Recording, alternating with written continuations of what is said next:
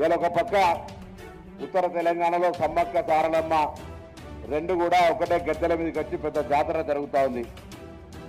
మరి పెద్దల హరగోపాల్ గారి డిమాండ్ మేరకు, ఆర్డర్ మేరకు ఉప ముఖ్యమంత్రి గారు ఈరోజు ఈ కార్యక్రమానికి ఇక్కడికి వచ్చినారు. పొద్దున గాంధీ స్మృతి లంగారాజులు అటెండ్ కాగానే మమ్మల్ని ఉప ముఖ్యమంత్రి గారు ఇక్కడికి రమ్మనగానే వారు వెంట ఇక్కడికి వచ్చినాం. షాద్నగర్ శంకర్ గారితో పాటుగా మిమ్మల్ని అందరినీ కలుసుకునే అవకాశం కలిగింది. అందరికీ ధన్యవాదాలు తెలియజేస్తా ఉన్నాను. చరిత్ర ఎప్పుడు ప్రస్తుతానికి ఒక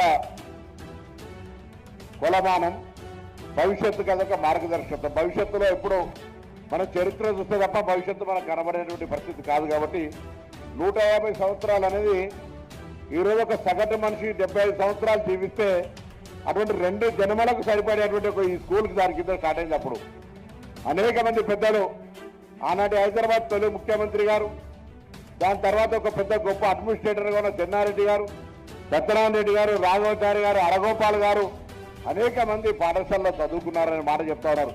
నేను ఇప్పటిదాకా వీడియోలో చూస్తూ ఉంటుంటే స్కూలు ఎందుకు 1873 ప్రాంతంలో ఇక్కడ మొగిలిగిద్ద, ఇది నేషనల్ హైవే కాదు, లేదా ఇక్కడ ఉన్నటువంటి ఎవరైనా మా ప్రాంతంలో ఉన్నట్టుగా దేశాయులు, రాజ్ ప్రముఖులు, పెద్ద పెద్ద దొరల గడిలు ఉన్నటువంటి ప్రాంతం కాదు.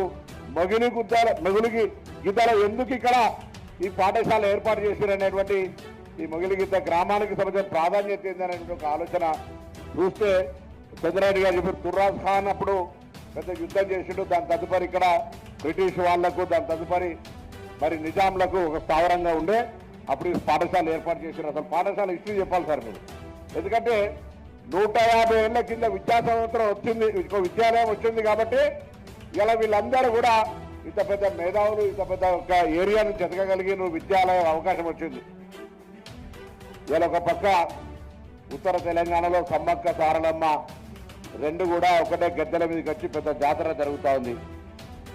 మరి పెద్దల హరగోపాల్ గారి డిమాండ్ మేరకు, ఆర్డర్ మేరకు ఉప ముఖ్యమంత్రి గారు ఈరోజు ఈ కార్యక్రమానికి ఇక్కడికి వచ్చినారు. పొద్దున గాంధీ స్మృతి లంగారాజులు అటెండ్ కాగానే మమ్మల్ని ఉప ముఖ్యమంత్రి గారు ఇక్కడికి రమ్మనగానే వారు వెంట ఇక్కడికి వచ్చినాం. షాద్నగర్ శంకర్ గారితో పాటుగా మిమ్మల్ని అందరినీ కలుసుకునే అవకాశం కలిగింది. అందరికీ ధన్యవాదాలు తెలియజేస్తా ఉన్నాను. చరిత్ర ఎప్పుడు ప్రస్తుతానికి ఒక